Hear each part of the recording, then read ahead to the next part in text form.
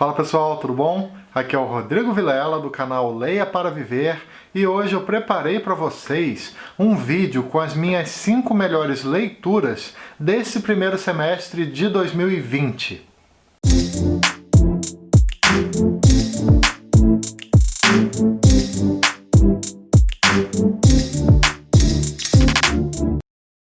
Essa é a primeira vez que eu faço um conteúdo desse tipo, porque normalmente eu apenas publico as melhores leituras do ano e não do primeiro semestre lá no finalzinho de dezembro. No caso seriam as 10 melhores leituras.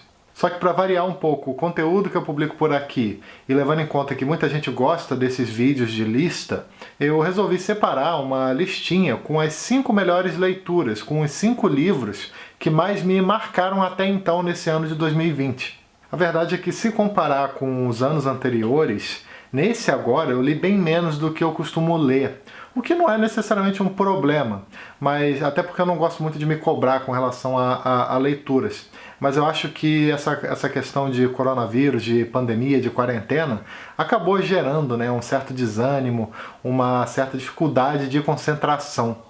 Pelo menos eu posso dizer que eu tive bastante sorte, porque até então eu não li nenhum livro que eu não tenha gostado, sabe? O que por si só já é ótimo.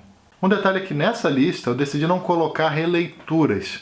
Eu cheguei a reler alguns livros ao longo do ano, como por exemplo A Metamorfose, do Kafka, ou O Incolor Tsukuru Tazaki, do Murakami, mas eu decidi que, pelo menos nessa lista aqui do primeiro semestre, eu não vou acrescentar esses livros, eu vou só colocar aqueles que eu tive realmente um primeiro contato. Mas antes de falar sobre cada um deles, eu queria te pedir, como sempre, para deixar aqui embaixo uma curtida se você gosta desse tipo de conteúdo, porque isso ajuda bastante o canal. Isso faz com que esse vídeo seja encontrado por mais pessoas. E aproveita também para se inscrever caso ainda não seja inscrito. Também te convido para visitar a campanha do Apoia-se que eu deixo aqui no inicinho da descrição e também para seguir o Leia para Viver no Instagram, o @LeiaParaViver. Dessa forma você acompanha o conteúdo que eu publico por lá e também fica sabendo das novidades com antecedência. Vou começar a lista de hoje então com um livro do nosso projeto Japão para Viver, que, para quem não conhece, é um projeto onde eu falo sobre coisas do Japão, mas principalmente literatura. Eu vou deixar inclusive aqui nos cards o link da playlist para quem quiser conferir. Uma das melhores leituras que eu fiz nesse ano, sem dúvida, foi o Querida Kombini, da Sayaka Murata, livro editado no Brasil pela editora Estação Liberdade e com tradução direto do japonês pela Rita Kou. No livro nós acompanhamos uma mulher de 30 e poucos anos chamada Keiko. Ela é funcionária de uma loja de conveniência japonesa, estabelecimentos inclusive conhecidos por lá como Kombini. Essa personagem tem uma personalidade bastante particular. Ela é muito prática, além de ser extremamente racional, ao ponto de às vezes até parecer um robô.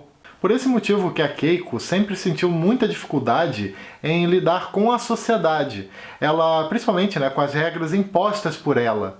Por exemplo, ela nunca sentiu assim vontade de se casar, de arrumar um emprego estável, de comprar a casa própria, de ser ambiciosa, de ter o próprio carro ou coisas assim.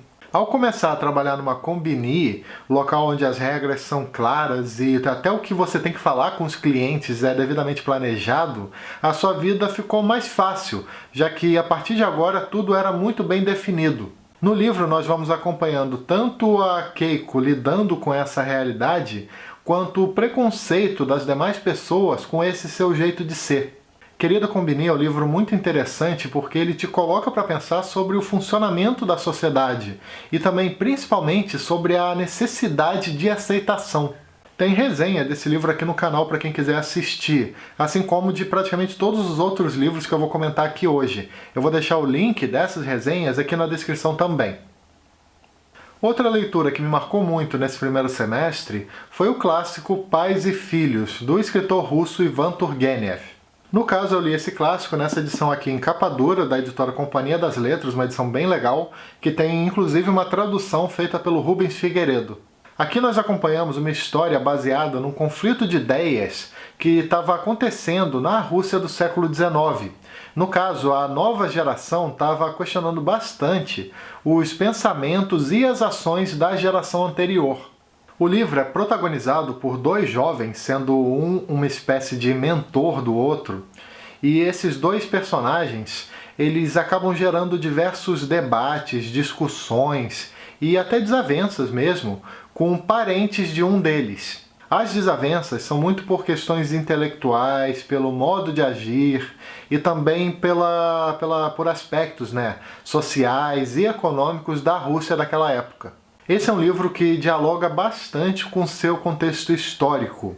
Por isso que é até importante você saber, pelo menos por alto, o que estava acontecendo na Rússia daqueles tempos, Até para você conseguir aproveitar um pouco melhor a leitura. Então eu cheguei inclusive a fazer uma contextualização, também bem por alto, mas tentei fazer, na resenha do livro do Pais e Filhos. Para quem quiser conferir depois, como eu falei, o link está aqui embaixo. E outra coisa que essa obra fala bastante também, esse livro do Turgenev toca bastante, é nas dificuldades das gerações mais novas em aceitar a forma de pensar da geração de antes.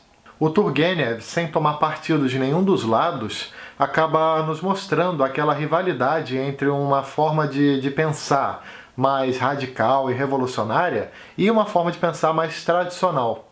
É um livraço, sabe? Recomendo demais essa obra, é um daqueles livros que vale muito a pena ler. Não é à toa que Pais e Filhos é um dos maiores clássicos da literatura russa.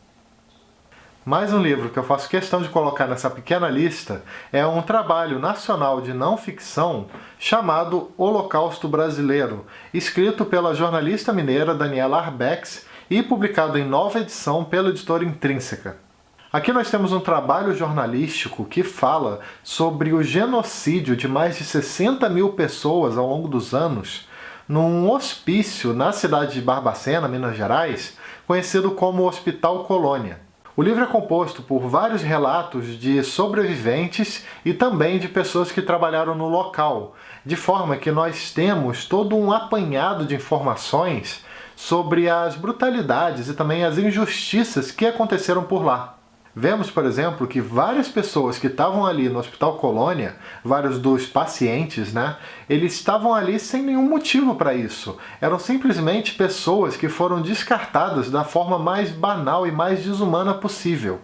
A autora nos mostra também a completa falta de cuidado com os pacientes, as torturas físicas e psicológicas que todo mundo por lá estava sujeito, e também o comércio de corpos para as faculdades de medicina, além de várias outras coisas. De certa forma, esse é um livro que dá voz para as pessoas que tanto sofreram, além de também contar bastante da história daquela instituição. O Holocausto Brasileiro é uma daquelas leituras necessárias, sabe? É um livro que denuncia uma história que não pode ser esquecida. O quarto livro da lista de hoje foi um que me emocionou bastante e que eu quero com certeza reler no futuro. No caso, se chama A Estrada, do escritor norte-americano Cormac McCarthy, lançado pela Alfaguara e com tradução da Adriana Lisboa. O livro fala sobre um pai e o seu filho tentando sobreviver no mundo pós-apocalíptico.